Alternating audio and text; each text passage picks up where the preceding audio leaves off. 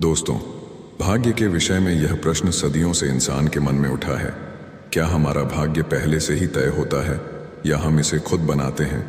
कई दार्शनिकों और धर्मों के विचार अलग अलग हो सकते हैं, लेकिन यह जीवन का एक महत्वपूर्ण प्रश्न है जिसे हर व्यक्ति अपने अनुभवों और विश्वास के आधार पर समझता है। तो आइए बढ़ते हैं आज की इस कहानी की तरफ। नमस्कार दोस्तों, Bodhi thinks by YouTube channel में आपका दिल से स्वागत है। बहुत पुराने समय की बात है। मगध नाम के एक राज्य पर राजा वासुदेव का राज्य हुआ करता था। राजा वासुदेव एक बहुत ही परोपकारी और दयालु स्वभाव के राजा थे। जो कोई भी राजा के दरबार में फरियाद लेकर आता, वह मुंह मांगी मुराद पाता। उनके बारे में यह बात मशहूर थी कि उनके दरवाजे पर आने वाला कोई भी आदमी खाली हाथ वापस नहीं जाता था। एक दिन राजा के दरबार में एक आदमी आया।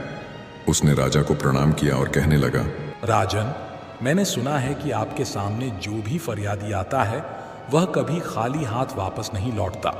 अगर ऐसा है तो क्या 3 दिन के लिए आप मुझे अपनी राजगद्दी सौंप सकते हैं? आप महल में जाकर आराम कीजिए और मैं राजगद्दी पर बैठकर आपका राजपाट चलाऊंगा।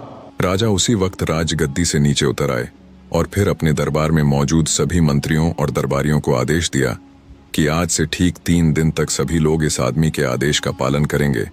यह कहते हुए राजा ने उस आदमी को अपनी जगह पर बिठा दिया और खुद अपने महल में चला गया। वह आदमी 3 दिन तक बड़ी ठाठ से राजगद्दी पर बैठा रहा और पूरे राज्य का शासन चलाता रहा। चौथे दिन जब राजा उसके पास आया और कहने लगा, भाई, अब तुम 3 दिन तक इस गद्दी पर बैठ चुके हो, अब राजगद्दी से उतर जाओ और अपना रास्ता लो। यह सुनकर वह आदमी कहने लगा, राजन, पहले तो मैं सिर्फ इस इरादे से आया था कि आपकी दानवीरता की परीक्षा लूं। सच में मैंने जैसा आपके बारे में सुना था उससे कहीं बढ़कर आपके बारे में पाया है। लेकिन अब 3 दिन तक इस राजगद्दी पर बैठने के बाद मेरा इरादा बदल गया है। इस राजगद्दी से उतरने का मेरा दिल नहीं चाहता। आपको तो सारी दुनिया ईश्वर का अवतार कहती है। मैं आपसे प्रार्थना करता हूं कि यह राजगद्दी और राज्यपाठ ईश्वर के नाम पर मुझे दान में दे दीजिए। राजा ने जब उसकी बात सुनी तो मुस्कुराते हुए कहने लगे, लो भाई, यह राजगद्दी और यह राजपाठ आज से तुम्हारा हो गया। अब तुम इसे संभालो, मैं चलता हूं। यह कहकर राजा अपने महल में वापस आ गए। उन्होंने रानी को सारी बात बताई। रानी भी महाराज की तरह बहुत ही नेक दिल थी। उन्होंने शिकायत का एक शब्द भी अपनी जुबान पर नहीं आने दिया। राजा और रानी अपने दोनों बेटों को लेकर महल से बाहर निकल पड़े। जाने से पहले उन्होंने अपने राजसी वस्त्र त्याग दिए और साधारण वस्त्र पहन लिए। राजा को ईश्वर पर बड़ा ही विश्वास था। वह मन ही मन में सोचने लगे कि लगता है परमात्मा ने मेरे लिए कुछ और ही सोच रखा है।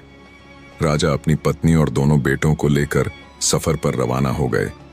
राजा सोचने लगा, कल तक मेरी सवारी के लिए सैकड़ों हाथी और घोड़े मौजूद थे, आज पैदल चलना पड़ रहा है। कल तक हजारों नौकर चाकर मेरे सामने खड़े रहते थे और आज कोई हालचाल पूछने वाला भी नहीं है। लेकिन राजा ने ऐसी हालत में भी शिकायत का एक शब्द अपनी जुबान पर नहीं लाया। पैदल सफर करते करते वह कभी 2 कोस चलते तो कभी 4 कोस, कभी कुछ खाने को मिल जाता तो कभी भूखे ही रहना पड़ता। मगर इस पर भी उसने परमात्मा पर पूरा भरोसा रखा और हमेशा परमात्मा का धन्यवाद करता रहा। कुछ दिनों तक इसी तरह पैदल सफर करने के बाद वे एक नगर में पहुंचे और एक सराय में जाकर ठहर गए। उस नगर के बाहर एक सौदागर का काफिला आकर रुका था। सौदागर अपने घोड़े पर सवार होकर नगर की सैर करता हुआ उस सराय की तरफ आ निकला जिसमें राजा और उसका परिवार ठहरा हुआ था। सौदागर की नजर जब रानी पर पड़ी तो उसे देखते ही उसने समझ लिया कि यह औरत किसी ऊंचे खानदान की है। वह मन ही मन रानी पर मोहित हो चुका था और उसने इरादा किया कि क्यों ना इस औरत से मैं विवाह कर लूं। मन में कुछ सोचकर वह राजा के पास गया। उसका हालचाल पूछने के बाद सौदागर राजा से कहने लगा, हुजूर, मैं एक व्यापारी हूँ। मेरा काफिला नगर के बाहर ठहरा हुआ है। मेरी पत्नी को बच्चा होने वाला है और इस समय कोई ऐसा नहीं है जो उसकी देखभाल कर सके। मुझे आप एक बहुत ही नेक दिल और दयालु दिल के मालूम पड़ते हैं। क्या आप अपनी पत्नी को एक दिन के लिए मेरे साथ भेज सकते हैं?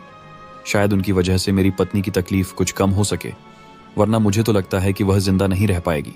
राजा और रानी सौदागर की बातें सुनकर कुछ घबरा गए। आखिर नेक दिल राजा ने रानी से कहा, रानी, अगर इस गरीबी की हालत में भी हम किसी के काम आ सके तो यह हमारे लिए खुशकिस्मती की बात है। तुम देर ना करो, और ईश्वर न जाने इसकी पत्नी किस हालत में होगी। रानी ने अपनी जुबान से इनकार का एक शब्द तक नहीं कहा और उसी वक्त सौदागर के साथ जाने के लिए तैयार हो गई। सराय से बाहर आकर सौदागर कहने लगा, मेरा काफिला शहर से काफी दूर है और मुझे यहाँ पर आए हुए काफी देर हो चुकी है। आप ऐसा कीजिए, मेरे साथ मेरे घोड़े पर बैठ जाइए ताकि हम जितनी जल्दी हो सके काफिले तक पहुंच जाएं। रानी बेचारी उस सौदागर की चालबाजी को नहीं समझ सकी और उसके साथ घोड़े पर सवार हो गई। सौदागर घोड़े पर सवार रानी को लेकर अपने काफिले पर पहुंचा। उसने अपने काफिले को कूच करने का आदेश दिया। अपना घोड़ा उसने एक तरफ भगाया और रानी को ले चला। यह सब कुछ देखकर रानी को सौदागर की चालबाजी का पता लगा। रानी ने बहुत शोर मचाया, बहुत तड़पी चीखी चिल्लाई, मगर सौदागर को उस पर बिल्कुल भी दया नहीं आई। वह उसे घोड़े पर बिठाकर कहीं का कहीं ले जा पहुंचा। दूसरी तरफ सराय में इंतजार करता हुआ राजा सोचने लगा कि उसकी पत्नी अब तक क्यों नहीं आई। उसने सोचा क्यों ना खुद चलकर देखा जाए कि आखिर माजरा क्या है। वह अपने दोनों लड़कों को अपने साथ लेकर सराय से निकला शहर से बाहर आ पहुंचा। उसने सौदागर के काफिले को ढूंढने की बहुत कोशिश की, लेकिन काफिले का कहीं पता नहीं चला। तभी उसे उत्तर दिशा में धूल उड़ती हुई दिखाई दी। राजा ने अनुमान लगाया कि जरूर वह आदमी उसकी रानी को लेकर उसी तरफ गया है। राजा भी अपने दोनों लड़कों को लेकर उस दिशा की तरफ चल दिया जिस तरफ काफिला गया था। थोड़ी दूर चलने के बाद राजा रास्ता भटक गया और कहीं दूसरी जगह जा निकला, जहां उसके सामने एक नदी बह रही थी। राजा ने इधर उधर देखा कि शायद नदी पार करने के लिए कोई नाव मौजूद हो, लेकिन वहां पर कोई नाव नहीं थी। उसने कुछ देर तक सोचा और फिर बड़े लड़के को नदी के किनारे पर बिठाया, छोटे लड़के को अपने कंधे पर बिठाया और नदी में उतर गया। राजा का इरादा था कि पहले छोटे बेटे को नदी के पार पहुंचा देता हूं और फिर वापस आकर बड़े बेटे को ले जाएगा, लेकिन इंसान सोचता कुछ और है और होता कुछ और है। वह छोटे लड़के को कंधे पर उठाकर बड़ी ही मुश्किल से नदी के बीचों बीच पहुंचा। तभी उसे बड़े लड़के की चीख सुनाई दी। उसने मुड़कर देखा तो एक जंगली भालू उसके बेटे पर हमला करने वाला था। राजा अपने बेटे की चीख सुनकर घबरा गया। घबराहट की वजह से राजा के कंधे पर उसका छोटा बेटा नदी में जा गिरा और बह गया। अब तो राजा खुद भी बहुत ही परेशान हो गया और नदी में गोते खाने लगा। मगर राजा की जिंदगी अब भी बाकी थी। वह जैसे तैसे नदी के एक किनारे तक जा पहुंचा। राजा यह समझ रहा था कि उसके बड़े बेटे को जंगली भालू ले गया और छोटा बेटा नदी में डूब गया। पहले तो राजपाट हाथ से गया और फिर रानी भी मुझसे छीन गई। अब दोनों लड़के भी मुझसे बिछड़ गए। राजा मन ही मन बहुत ही दुखी था। इसी हालत में वह चलते चलते गिरते पड़ते दोपहर के समय एक नगर के पास जा पहुंचा तो देखा कि शहर के बीचों बीच एक खुले मैदान में लोगों की भीड़ जमा थी। भीड़ को देखकर राजा हैरानी में पड़ गया और सच्चाई मालूम करने के लिए उस तरफ बढ़ने लगा। उस नगर का यह रिवाज था कि वहां के राजा की जब मौत हो जाती थी तो सभी दरबारी और मंत्री शहर के लोगों के साथ एक मैदान में इकट्ठा हो जाते थे। फिर एक बाज को उड़ाया जाता। यह बाज जिसके भी सिर पर बैठ जाता उसी को राजा मान लिया जाता था और राजगद्दी सौंप दी जाती थी। लोगों की भीड़ इसी कारण से वहां पर जमा थी। बाज छोड़ा जा चुका था मगर अभी तक वह किसी के सिर पर नहीं बैठा था। किस्मत शायद इसी राजा का इंतजार कर रही थी। जैसे ही राजा फटे हाल वहां पर पहुंचा, बाज जाकर उसके के सिर पर बैठ गया। बाज का उसके सिर पर बैठना था कि तुरंत सभी दरबारी और मंत्री हाथ जोड़कर उसके सामने आ खड़े हो गए और उसे अपना राजा मान लिया। वे सभी उससे प्रार्थना करने लगे, चलिए महाराज, अब आप ही इस देश के राजा हैं, चलकर अपनी गद्दी संभालिए। लेकिन राजा ने कहा, अरे भाई, मैं तो खुद राजपाट छोड़कर आया हूं। अपना राजपाट छोड़कर ही मैंने यह फकीरी हासिल की है। अब मुझे किसी भी तरह के राजपाट की कोई इच्छा नहीं है। राजा का ऐसा कहना था कि दरबारी समझ गए कि हमें इससे अधिक अच्छा राजा नहीं मिल सकता। वे सभी जिद करने लगे, आप ही हमारे राजा हैं।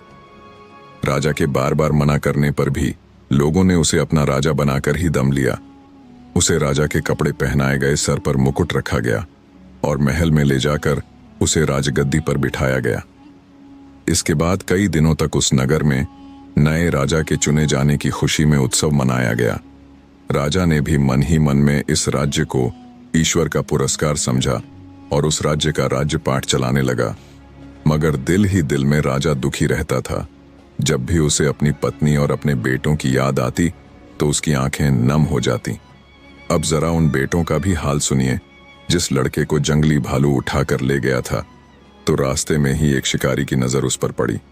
उसने अपना तीर कमान पर चढ़ाया और निशाना सीधा भालू पर लगाया।